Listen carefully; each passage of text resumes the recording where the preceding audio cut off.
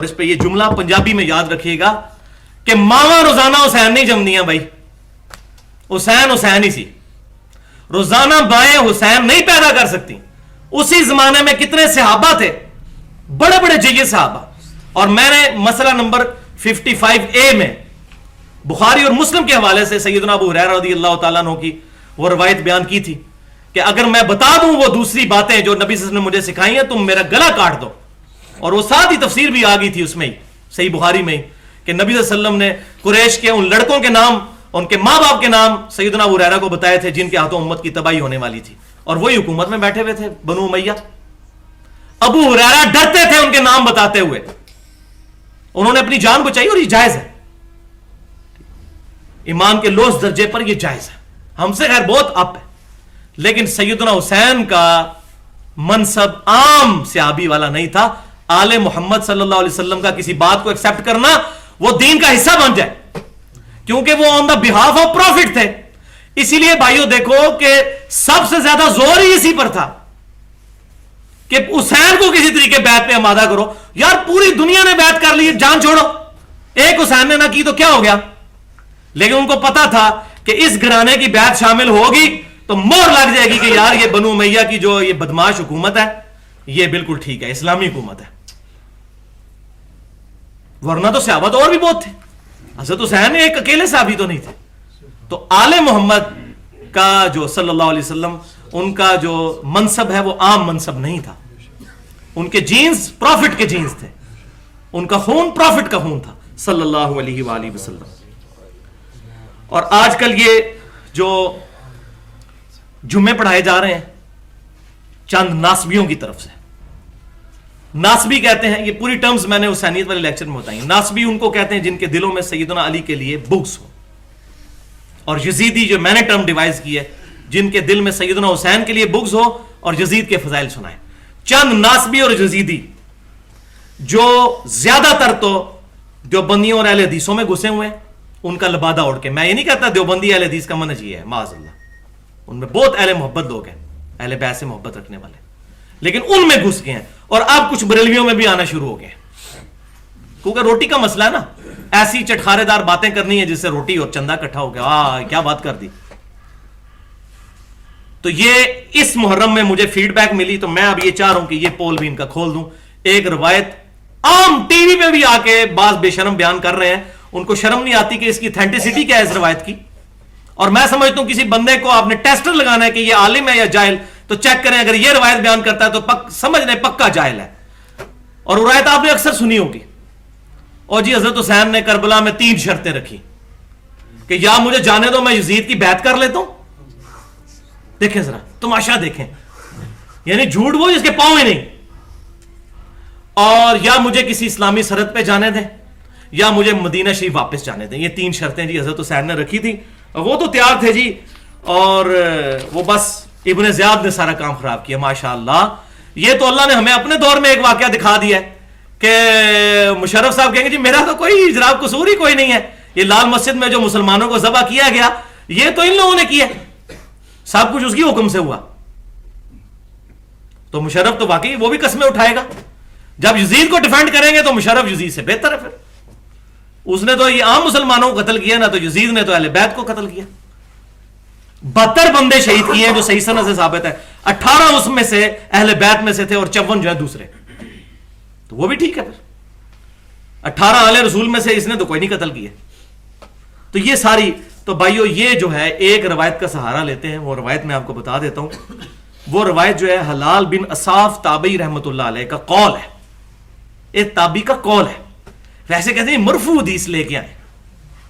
اس سے صحابی بھی نہیں تابعی کا قول ہے۔ اور یہ کتاب کون سی ہے؟ کتاب جمل من انصاب الاشرف، کہ جو اشرف نسب والے لوگ ہیں ان کا بیان اس میں انہوں نے اکٹھا کیا ہے، اعلیٰ خاندان کے جو لوگ، ان میں حضرت حسین کو بھی انہوں نے شامل کیا۔ اور یہ امام بلازری رحمۃ اللہ علیہ المتوفا 279 ہجری، پہلے 300 سال کے مسلمان محدثین میں سے ایک ہیں، انہوں نے اپنی کتاب میں جلد 3 صفحہ 1349 پہ یہ روایت نقل کی ہے۔ وہ روایت یہ ہے، اور یہ روایت جو ہے اسی کا سہارا لے کر پھر فیض عالم صدیقی جو ہماری اکیڈمی کے بالکل پیچھے ہی کر کے ایک مسجد اہل حدیث کی، جو اہل حدیث بنا رہا اتنا عرصہ، اور یہاں پہ حضرت علی کے خلاف خطبے دیتا تھا اور سیدنا حسین کے خلاف پھر جو ہے وہ قتل ہو گیا، ظاہر اپنے انجام کو پہنچ گیا. تو وہ بھی یہ بیان کرتا تھا اور وہ پکا مرید تھا اس کا محمود احمد عباسی کا، جو منکرین حدیث جو امام بخاری کو کھوتا کہا کرتا تھا، معاذ اللہ امام بخاری کو گدھا کہا کرتا تھا، اس کا یہ شاگرد تھا. اور وہ بڑے نقشے بھی بنائے ہوئے ہیں جی، دیکھیں جی کربلا اس طرف ہے، وہ تو شام کی طرف جا رہے تھے، وہ تو کوفہ تو اس طرف ہے، وہ تو اس طرف جا ہی نہیں رہے تھے، اور اس طریقے سے دھوکہ دینے کی،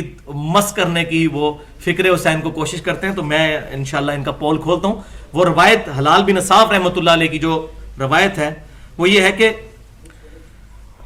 یہ گھیر گھار کے حر بن یزید جو تھا نا،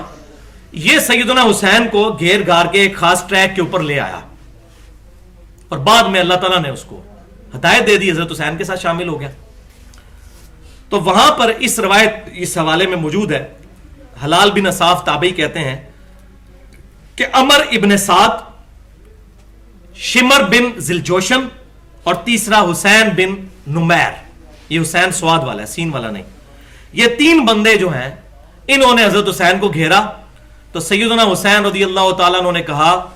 کہ مجھے یزید کے پاس شام میں جانے دو، میں اس کے ہاتھوں میں ہاتھ دے کر بیعت کر لوں. لیکن انہوں نے کہا کہ نہیں، ہم آپ کو ابن زیاد جو یزید کا گورنر تھا کوفے میں، اس کے پاس لے کر جائیں گے. اور حضرت حسین راضی نہیں ہوئے تو ان کو شہید کر دیا. تو کہتے ہیں دیکھیں جی اس میں لکھا ہوا ہے کہ وہ جانا چاہ رہے تھے یزید کے پاس. بھائیو، یہ روایت لاجیکلی جھوٹی ہے، عقل میں ہی آنے والی نہیں ہے. وہ حضرت حسین کہ جن سے حضرت معاویہ رضی اللہ تعالیٰ عنہ اپنی زندگی میں 4 سال ٹل لگا بیٹھے کہ حضرت حسین جو ہے وہ بیعت کر لیں کہ میرے بعد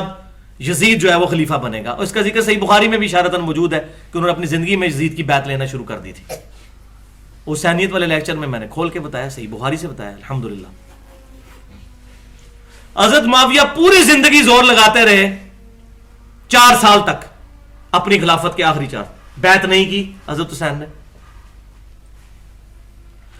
اب اگر حضرت حسین جا رہے تھے یزید کے پاس بیعت کرنے کے لیے تو یہ لوگ تو لڑیاں ڈالتے وہاں پر کہ دیکھیں یزید صاحب آپ کے ابا جان جس سے بیعت نہیں لے سکے، ہم نے دیکھے اس کو کیسا گھیرا ہے کہ بیعت کے لیے تیار کر لیے. یہ ہوتا کہ نہ ہوتا؟ اور وہ ان کو سونے میں تولتا کہ واہ آل محمد کی مور لگ گئی، بنو امیہ کی ملوکیت اب خلافت راشدہ بن گئی. بالکل اللاجیکل بات. تو یہ میں نے عقلی طور پر اس روایت کو پرکھا. اب اصول محدثین پر بھائی یہ روایت ہے منقطع.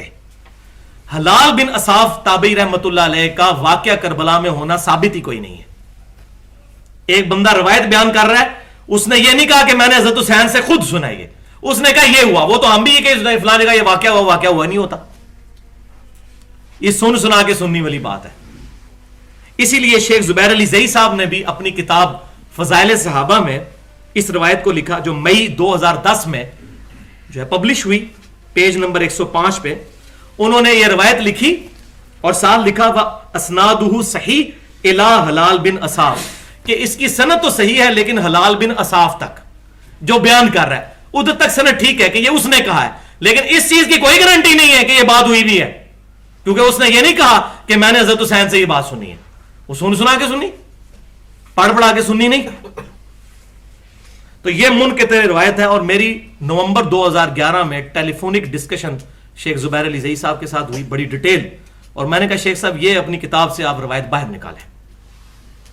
یا اس کی ایکسپلینیشن کریں، اس کی ضرورت کیا تھی حضرت حسین کے فضائل کے چیپٹر میں ڈالنے کی. تو کہنے لگے جی آپ سے پہلے بھی مجھے ایک فیصلہ آباد کے بھی کوئی عالم ہے، انہوں نے بھی اس طرف توجہ دلائی ہے، تو میں بھی اب اس معاملے میں تھوڑا ڈاؤٹ فل ہو گیا ہوں. پر انہوں نے کوئی کلیئر کٹ بات نہیں کی.